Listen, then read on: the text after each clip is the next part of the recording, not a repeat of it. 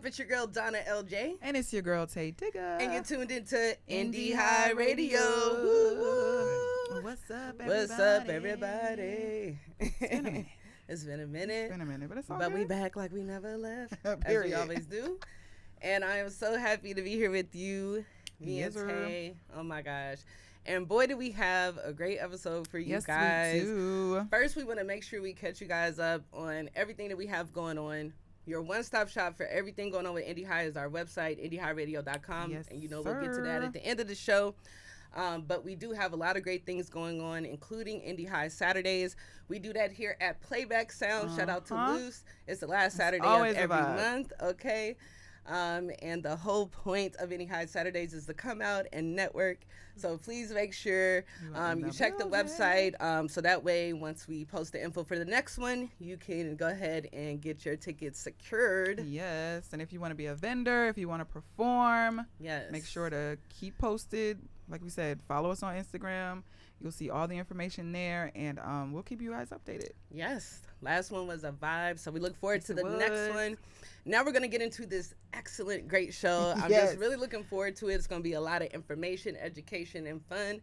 Yes, first of all, Donna has been trying to get on for ages, okay? Yes. And I'm so happy we finally got them here. Finally got them on. So now that we finally have them here, it is my honor to let them introduce themselves. Let's go, ladies first. Oh my goodness, he put me on the spot. I was over here trying to think of a good nickname because I love y'all, so I'm thinking of that still. Oh my gosh. Why did he put me on the spot like that? No, he did. My name is Janice Stewart. I am his wife of 5 years, and who is him? My boss. I know that's right. I'm Thomas Dorch the third. Hey, Trey D. There you go. There's your nickname. So, all right. Trey, I go by Trey, but we've been married almost 5 years. That's right. That's right. Love Entrepreneurs, philanthropists. Yeah. Parents. That's the top job there right there. So we're ready. We're glad to be here. I know it's taking a long time, but we're here. Hey, better late than never. Better late than never, okay? Right there. And nothing like, as I always say, that divine timing. Okay, so we're excited to have you guys here today. And we're going to dig right in. Now, I will say, me and Trey have known each other for a lot of years. I think since we were teenagers, I believe. And our dads were friends, and that is how we met. We were at one of Trey's dad's events called Chefs of the World. And my dad was the art vendor for the event. And so I was just like, when it's business stuff, you're thinking like, okay, it's gonna be a lot of older people. It's not gonna be any young people. And so because I helped my dad with his business, it's like I'm always at these events running around by myself. So when I get there, I see Trey, and I'm like, oh, he looks my age. And then he's running around, and I'm like, oh, this is okay. I'm not the only person in the world who like helps with their family stuff, right? So it was just so cool. So that was like an instant thing. So our parents introduced us, and we were able to instantly form that bond and friendship, and to the point where we're now like family. So that was just cool, like kind of having those humble beginnings, and then having so much in common with our dads, being at a lot of the same events, and being entrepreneurs. Yes, being entrepreneurs. So that's how Trey and I met. But we want our listeners to get to know you, and then of course we're going to get into how you guys met. But give us a little background. Yeah, give us a little background of just your upbringing and your roots in Atlanta. First of all, hold on. Can we curse on here? Absolutely. Okay. It's a free world on Indie High Radio. Donna's not telling the truth. We saw each other and we were like, we sick of this shit. sitting at these events, having to deal with our parents. Working for the family discount, which is really slavery. But, child labor. I'm telling you, they gonna put you to work. So that's where's really my church organ? Exactly. Let's tell the truth here. But no, I've worked with, just like Donna, I've worked in the family business since the start. Fresh out of college, started working with one of my father's foundations, the National Black College Alumni Hall of Fame. I know that's a long name. But we work with the HBCUs and the students. We do a lot of events, and they're still going. My father passed last February. But I've always had that entrepreneurial nature. I mean, it's just instilled in you. It's innate. So I have businesses right now, we have a transportation company. We have consulting firms, small business development. Yes. I have a health and wellness organization as well. Okay. And let me be sure to tell you that I don't sit here and work on all of them all day, because I have this wonderful woman right here. Come on, somebody. Does all the hard work, and I get to act as if I do all of it. So, but yeah, we have those for-profits, and then we have a nonprofit. Brought back the Thomas Dorch Jr. Foundation for my father, working on financial literacy, economic empowerment in our inner city. I'm from the West Side. Don't get it twisted. Cascade Road. So I'm born and raised in Atlanta, old Atlanta. Okay. Old Atlanta, yeah. You gotta make that clear, right? Old Atlanta. Make that clear. Make that very clear. It's a difference. Gotta make that clear. How about you? I am not from the old Atlanta. I am from outside of Atlanta. Okay. I'm from Gwinnett County, Stone Mountain. Okay. But what do you want? Where do you want me to Talk start? About your business. Let's go. I have a marketing company, JLQ Marketing, and then I have a nonprofit organization, which really is my heart and soul, especially siblings. And we work with the siblings of disabled individuals. Okay. We have 8 children between us. Yes. Wow. That's we have a big job. family. That's the biggest, hottest thing. Right. I already know. There. And so my second oldest son, he's autistic, he has epilepsy, and he has siblings. And we really I spend a lot of time, my passion is to create safe spaces for the siblings and raise that awareness and just make sure that they feel supported. So I do that, and we touch people around the world and making sure, especially people in our community, where we know, and we talk about disability and awareness, and we raise that advocacy. So that's what I do. And let me brag for you. It's It's international. Come on, international. In Australia and Central America, everywhere. She gets on the podcast and does the BIPOC community all over the world. That's so talking dope. about what we need. And let me brag too, you got incorporated on my birthday. I did, yeah. Before we were reconnected. But we've known each other since we were teenagers. Wow. Yeah, we did. We went to summer camp together and reconnected. She was hitting on me. She I probably did. She slid in my DM. I did do that. I will take that. I did. I saw you. Sometimes you gotta take that initiative. People you may know, Instagram did that. I'm like, I do know him. Yep. Hey, maybe a friend. We were married in what, like 3 months? It was about 6, but you know. It was quick. It was very fast. So that's how you guys reconnected. Met in summer camp, reconnected, and years boom. later. And here we are. Divine timing, right? Divine timing. Now, you guys are both like super big business entrepreneurs doing it, so it's like, was that part of y'all's connection? Of like, hey, my goals and dreams are this, and my goals and dreams are this, and did that kind of help bridge it, or was that later on? What do you think? I don't really think so, and if I'm wrong, correct me. I was more on the business path. Okay. My wife was doing the hard work. Like, she was doing the nonprofit work. Yeah. And I came in with this business mind. I helped her put JLQ together. Yeah. She runs it. But I helped her get that together and started thinking in a business mind. But she helped me to really reconnect with the hard work and the philanthropy and getting back in the community, because I was honestly turned off. But I think we're almost polar opposites, but it just matched. It just works together. So yeah, is that right? Clearly, he was on time today, and I was not. So there you go. That's how you. So yeah, we are opposites. Yeah. But I think that also what your family was doing and the things that you were doing, and just like, in that business mindset, I realized, like, okay, this is something that is possible. My father passed when I was 19 years old, so he has been gone for a while. I was in, we come from a blended family. We'll go ahead and put that out there. We have a blended family. So I had 5 kids coming in, and I'm like thinking we're just going to be friends, and that's it. Because I'm like, I got 5 kids. Like, what are you doing? And he's like, I want 10 kids, and I'm like, what are you talking about? Like, huh?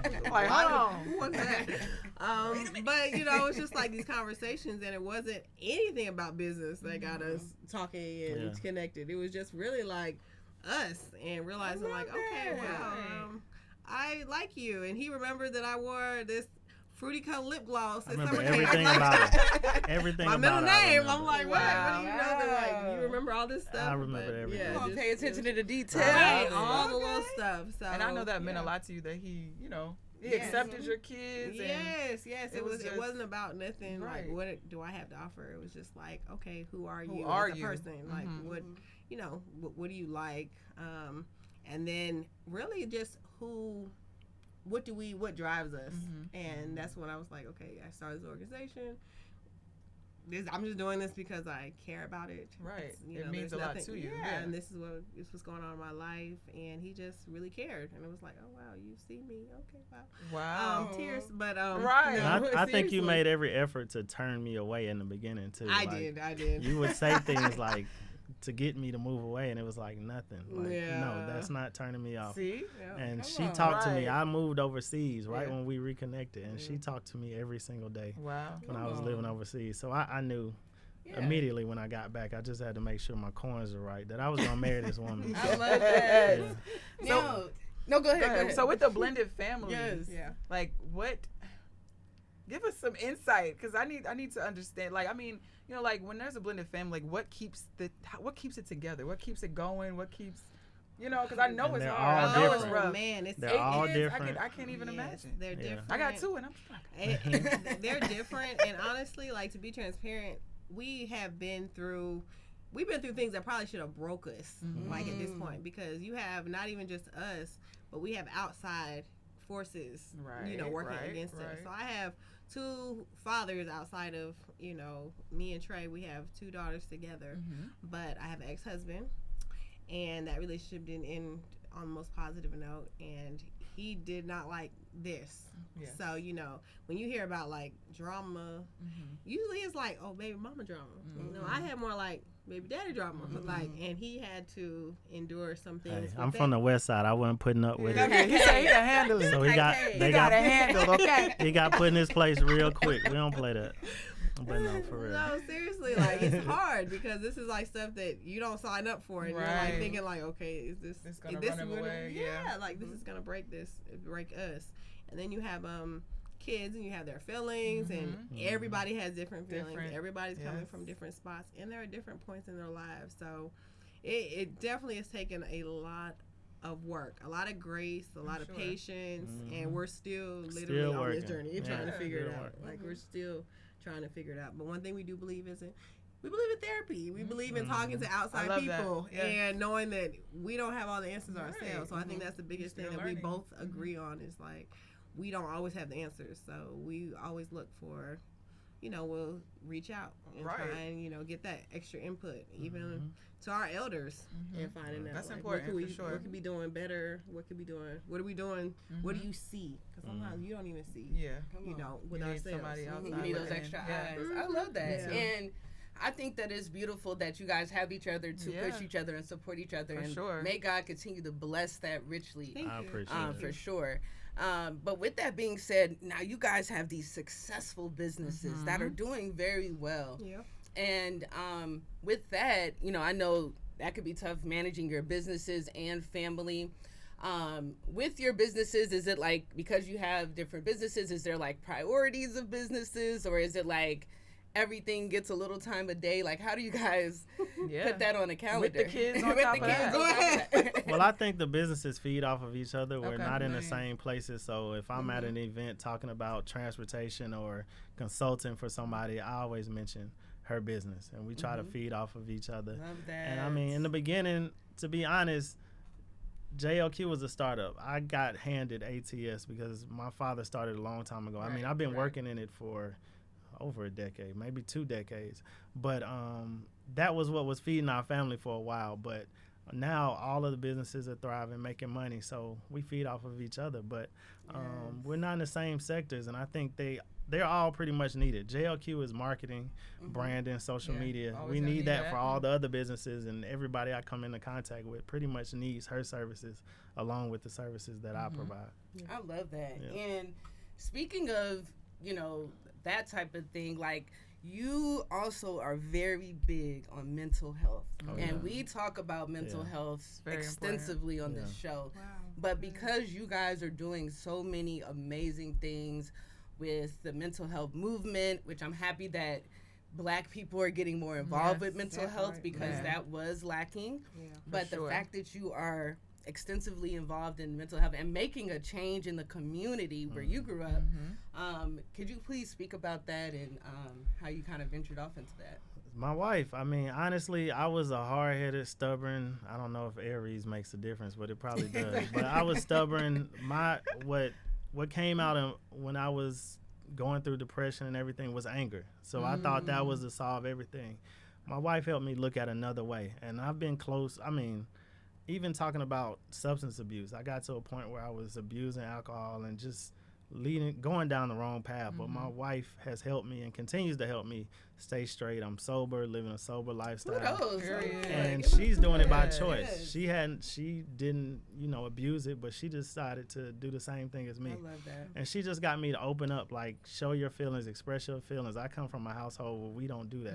My father never did. My mother, even her, was like, suck it up. Deal with it. Get better. I can't. She even says it all the time. I don't understand it. I'm going to be here for you, but I don't understand it. But my wife was like, you got to open up. You got to express yourself. You have to talk about it. And she's really been instrumental. She's been the biggest thing. I just feel like we learn from each other.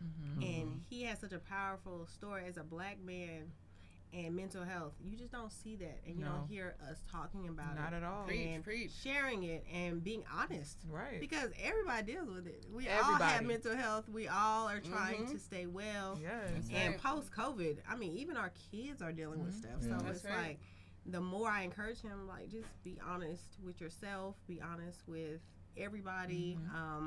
And that doesn't mean tell everybody your business. Right. That doesn't mean that. Like, doesn't mean like. But just don't hold it in. Yes, yeah. You have to express yourself and know you have to find safe spaces. Right. And then realize, like, I had to realize even as his wife that I can't solve everything for him. Like, I can't. But being there and giving him space, or telling him I need space, or just different things. It's all about. He taught me how to communicate. Because I'm like shut down. Like I'm like, oh, okay, we have a problem. You ain't never got to hear from me again. And I'm okay with that. Like, that's I don't know if it's a Taurus thing. But I would walk away. And man, I really my life will go on just fine. And maybe it won't, but in my head, I'm like, I can be without you for a long time, and I'll be fine. And I promise you, you ain't going nowhere. I'm definitely in the Taurus. I'm not. But I'm in my mind, I'm like, I will shut all the way down. And he's like, do what I gotta do. Let's talk. And I'm like, communicate why? But I realize like that's so important. It's very important. But then you also realize your upbringing. You realize, okay, what he saw growing up and what I saw growing up was very different. I saw my parents, they were very affectionate all the time. My father passed when I was 19, but all I saw, my parents were at events together. He was always holding her hand. He was always walking behind her. They would be dancing in the kitchen. Like, he would do all this stuff. He was very affectionate as a person. So I just grew up being very affectionate. I just thought that was okay. Although, if you're not my friend or something, you can't touch me. Like, you can't come around me. Like, I have personal space. So once I love you, like, okay, you in. But, like, I realized with him, it's like, okay, your mental health, like, that feeds off everything else, and we don't realize how much that affects everybody around you. Like, you talk about, what is the word you call Rose, and you guys are... What? It's not empathy. It's, what is it? Is it empathy? What? Or empaths. Empaths. Oh, yeah. So like they feed off this energy, and even if you come into a room and you're like having a bad day, like literally everybody can feel it. Like this is we're feeling all each other's energy, and so realizing like, okay, when I wake up in the morning, I'm gonna choose to be at peace with myself, and I'm gonna choose, like, regardless of what everybody else going through, I'm gonna be affirmed. I'm going to find happiness. I'm going to find this peace. And then, regardless, because the kids all have different emotions. Trey has different emotions. I have different emotions. And we have to, like, come to some form of, like, okay, today, is it a good day or a bad day? Like, are you having a good day or a bad day? Like, let me know what's going on. Because I'll take the kids. I'll handle them and, like, give you some time. Like, or do you need to take them and I can have, like, that's good that you guys have that understanding, though, and that balance for sure. It's needed. That makes a difference. It does. Even with me and Tate, we have as business partners, we have that balance of, it's like, if I'm on fire, she may be feeling loaded, she may be going through something, but I was like, I got us. I'll take care of us. Then when I'm having my little moment, she's like, I got it. So I'll take care of us. And it does. Nobody be on 100 all the time. We preach community at Indie High Radio, sure. okay? So that's what it's about. And speaking of which, can you talk about what you have going on with the things that you're doing in Atlanta in regards to mental health? So I've always been in an organization since birth, but I'm a member now of the 100 Black Men. Come on, that's a big deal. And that's a big organization. I don't think there's a bigger African-American male organization when you talk about mentorship. And it was just another thing that's instilled in me. I've always believed in giving back. I took a little hiatus. I was kind of, turned off from what was going on in our communities, to be honest. But I knew that I had to do it. I knew that it was just needed. And, of course, once again, my wife helped me see that. So with the 100, I mentor as many as I can. I have so many mentors that help me in so many facets of life. And that's one thing. But feeding off of that with the Thomas Dorch Jr. Foundation, our main focuses right now are mental health and financial literacy. Come on. So one thing that I know is glaring, we're talking about politics and everything going on in this current atmosphere in the United States and really globally. But I don't think anybody understands where our true power is going to come from is us understanding how money works. That's where our power will come from, not just voting. I think voting is good, but us understanding money. We know our trends. We like to go buy nice clothes, the most expensive shoes, wear everybody else's brand. But we don't understand about saving, not just putting your money in a little savings account under your mattress, but what to do with your money. High yield savings, investing in other businesses. And while you're doing all this, just maintaining your mental health. It's not lame to be at that point where you recognize that you need help. And I had to understand that. The strength comes from that, realizing that I'm not happy, I'm depressed, I'm going through all these things. A lot of times it shows up as anger, but if you really just step back, understand yourself, you can understand this world better. So we really dive into financial literacy. I don't play about that. We got 8 kids, but even if we don't pass, right now our kids are good. Not because we're making $100 million a year, it's because we understand how money works. So our money goes to certain places. If we buy ourselves or our kids something, that same amount of money is going to go into something else that is growing. And I learned that from my parents. I mean, my mother, honestly, from both of us, from my father and my mother and me, my mother would take money and put it aside so that before my father passed, all of our homes, all of our real estate, everything was paid off. We don't have debt, never had debt. That's beautiful. And that's the same goal with our family and the community, to make sure that you're not in debt, that you're not behind, and that you realize your true power. Nobody's going to listen to us until we have something to bring to the table. That's right. So that's my goal, and I also believe that you're only strong as your weakest link. So my neighbor who's struggling with their money, who's living in the hood, whatever it may be, I'm only as strong as them. So I got to uplift them. I can't go to the top by myself. So that's where I am. And now you see why I tried to get them on. Why she was so adamant. What I've been trying to do for you. I see, Donna. I see. That's why I married him. She married me for some other reason, but we can't talk about that on this show. Now, I don't think it's appropriate. In 2 minutes, he dropped like 10, 15 gems on you. Right. Real quick. Drop the bomb. And speaking of which, because, I know we're pressed for time, so we're going to get right into, I want to get into, with this, me and him, I think are you vegan now still? No, not vegan. Well, at one point, before, like, he was eating chicken, we both were eating wings. So we eat wings, okay? I'm about to say, you say he's from old Atlanta now. Better be eating some wings. We take a little time to not eat meat. So at my old house, me and him linked up to talk about some business stuff and about doing podcast stuff and things like that. And he was just telling me about the importance of owning property and the stigma in the Black community of like, oh, well, other races are buying up all the property and this and this. And our issue is just not being educated on how things work and how the process is. And it's not that we can't be educated. It's just a matter of understanding that we need that. Like you said, knowledge is power. So once you are educated, you're able to do that. But it touched me in my soul to where I was like, people need to hear this. So I'll be remiss to have you on the show and you're not talking about the importance of Black people in the community, especially educating themselves on owning property and what that means. Well, I have to go back to my family, of course. My father was born in the civil rights movement. Okay. All right. And it's been this is the third revolution, right? This is what I believe, and a lot of people talk about it. He was born in the civil rights era. So you're fighting for equality for black people, for minorities, whatever. But when he got to his prime and success, it was more of the business era. Like black people trying to have businesses, be included, have a piece of the pie, right? I think we're in the third revolution, or reconstruction, as you may say, where we're understanding money. And part of that is owning land. There's no other asset that I can think of, not being in the stock market, not other businesses. Those can always fall, but land is gold. I mean, I don't care what you say. Even gold fluctuates. But when you have a piece of that pie, land, and you own it, unless it's eminent domain or something extreme, which the government ain't took it that far, hopefully it never gets there, that is yours. It's always going to be profitable. It's always going to be worth something. So I'm not telling everybody, hey, go out and buy the most expensive house you can find. Go out and buy a piece of the block. If you get a quarter acre, turn it into a parking lot. Use it for events. I mean, land can do so much for you. And at the end of the day, if you can't do anything with it, sell it. But real. I promise you it's going to appreciate. At this point, nothing is going down when it comes to land. Even when you had what happened with the crisis years and years ago, if you would have held on and been able to, if you understood money and if you got 100,000, don't take 100,000 and buy a piece of land.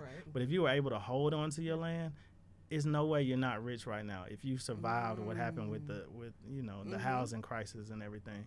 But that has always been a key for us. Like I said, our properties were always paid off, even if we didn't know what to do with our money when we were younger, or my father was just out here doing what he was doing.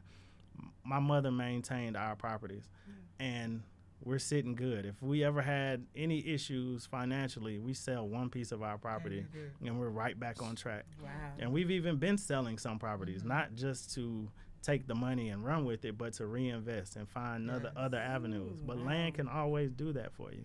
And that's the key for us as family. Like, we just bought a new house, and our plan is not to sit in this house forever, this family home forever. No, it's when it appreciates, we either take out, some equity in that property, or we just start renting it out and go on to our next piece and figure out what we're doing next. But we're always trying to think of what's next, how to build wealth, not riches, but to build wealth. And land is wealth.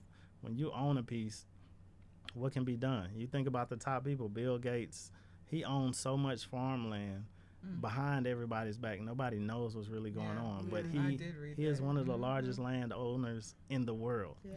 And people are missing the chain. And I tell people, okay, you don't have 100,000, you don't have 50,000. What about group economics? That's something really big, a part of financial literacy. Group economics. Get the contracts in order. Buy something with your friends. Oh my y'all vote on it. Y'all have contracts. Nobody can just take it away from you. Buy it together. So somebody, these other investors, I'm not going to say white, whatever, it's Indian, white, Jewish, Chinese, Asian, whatever, they're buying up land in our communities and doing what they want to do with it. We can't complain if we don't own it. We don't even do it. We don't try. And that's what he told me. You can't complain. No, if we're not doing anything about it. And that's why I was like, you got to come on and spread this knowledge.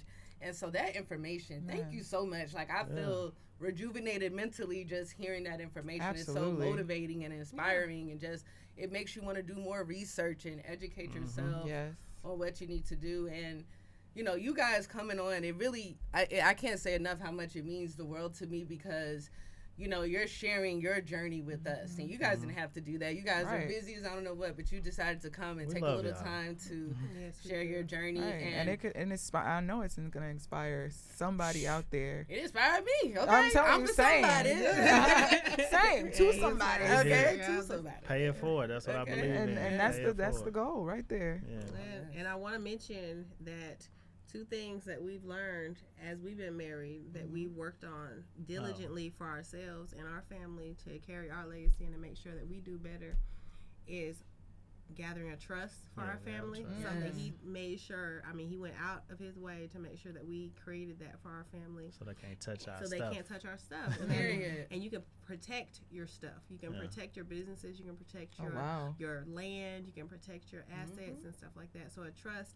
And then also life insurance. Oh, and that's absolutely. something that our families and our communities always struggle with. They always and that's something that's he's really been diligent in like making sure that we are make sure they paid, make sure it's on time, make sure that we're taking care of it, because these are things we want to make sure that our kids are good regardless, like if we're here or not.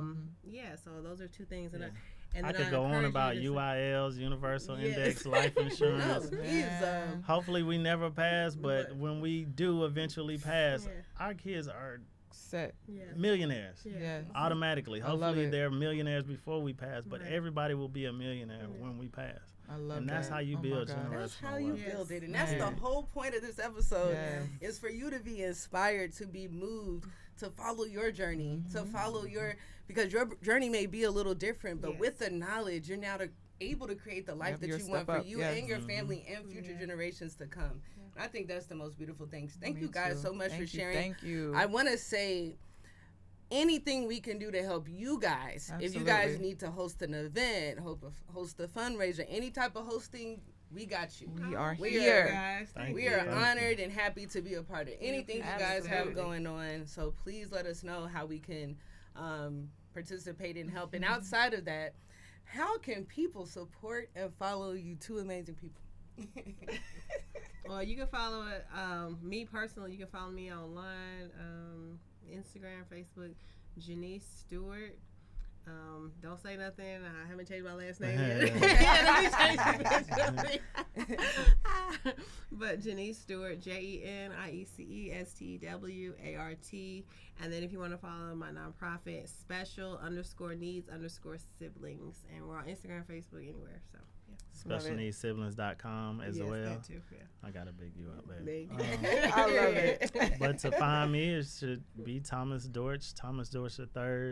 Instagram TW Dorch 3, TWD Junior Foundation.org, AtlantaTranspo.com. Come on, give them the list. And if you want to follow the family, we are blending. Yes, we are blending 86. Everything. Yeah, we are blending 86. I love it. Yes, please. Follow our kids. They have pages. Look, they got pages too. Follow the whole family. Follow everyone. Follow all their individual pages. I love it. I love it. They always are posting great, amazing content. And like I said, these are awesome, wholesome, great people like that have been through a lot, but they're here to educate and empower.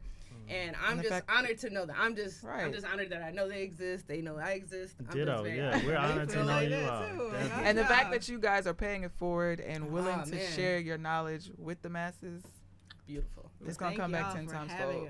Absolutely. No, anytime. And like we tell all of our guests, anytime you guys have anything new coming on, the door is always open. The door is always open to come back so we can help support it and talk about it. That's what we're here for. Exactly. We're here to help empower our community. Tay, how can people reach us? Well, we don't do it all there.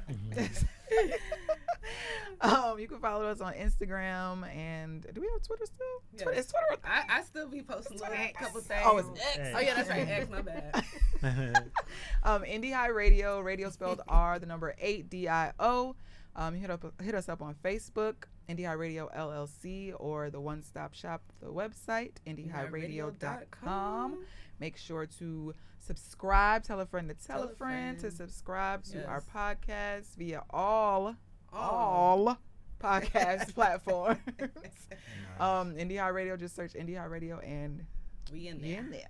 Period. We appreciate you guys. Once again, shout out to Playback Sound. Shout out to Luce. Always showing love for all your production needs. Make sure you hit up Playback Sounds. We always tag them in all our posts so you can find it anywhere. Okay.